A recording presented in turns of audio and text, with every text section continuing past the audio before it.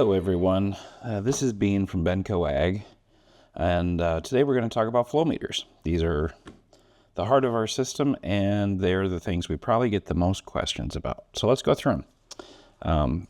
So OnSite FMS has two different size flow meters. You have your 1/4 inch and you have your 3/8 inch. The big difference here, the 1/4 inch is going to be more used for your in-furrow, and 3/8 is going to be used for higher volumes with your 2x2. 1/4 inch is good from 0.08 to 0.5 gallons per minute per flow meter. Okay, the 3/8 is good from 0.21 to 2.0 gallons a minute. So this one will flow a lot more, but this will give you better readings on lower volume liquids. So, but that's kind of how these things work. They're pretty simple. Other than that, they're identical. Internally, they're identical. So to get them to work, just put in your push to fit. You'll see you can't pull it apart until you push down that little guy, and it comes right up.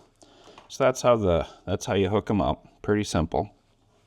But I really want to go through the internals today to show you how incredibly reliable these are and how easy to clean they are.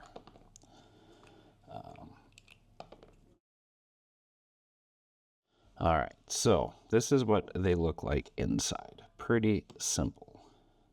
You have an impeller, you have a body with a post, and that's it. Stainless steel post in there. And you can kind of see that, you know, this just goes straight through. There we go. You can kind of see that. Just goes straight through.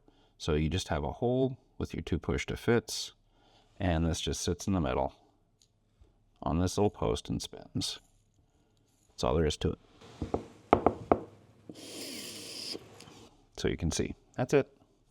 In here, this little top post has a magnet inside of it, and as this spins, it creates a magnetic pulse that gets picked up by these wires, goes into our module, and that's all there is to it.